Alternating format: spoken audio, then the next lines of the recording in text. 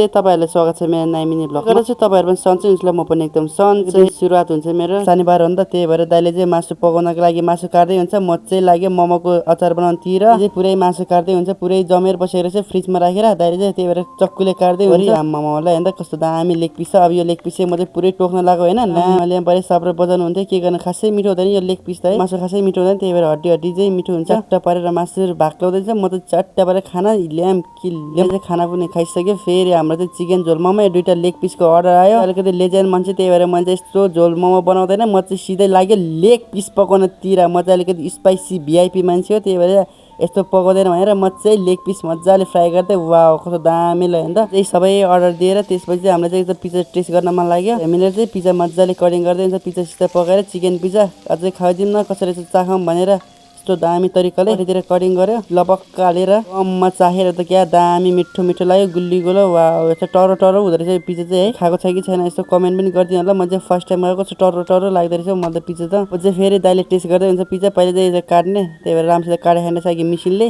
फेरि दाइले चाहिँ अर्को चक्कुले काट्दै हुन्छ, पिज्जा काट्ने चक्कुले। दाइले पनि यसो मुखमा हालेर खाएको त दाइले त डाइरेक्ट पनि ठिकै लाग्यो अरे। पिज्जै खासै मिठो चाहिँ लागेन अरे। मैले चाहिँ पिज्जा पनि खाइसकेन, अलिक गाह्रो गाह्रो तरिकाले, चिल्लो धेरै भएर पुरै पेटै अमन भएर। अब दाइ चाहिँ नखाने, जिन्दगीमा पिज्जा पनि नखाने भन्दै सुनाउँदै बसिरहेको थियो। म पनि नखाने गाइस, कस्तो कस्तो लाग्दैछ पिज्जा पनि अमन गरिदिनु कि है, के भएको हो, बडी भएर हो कि के बडी भएर। त्यतिखेर अर्डर गमै आउन थालिहाल्यो। अझ लेगहरू धेरै गइरहेको छु त। लागि यति नै, ल सबैजनालाई बाई बाई।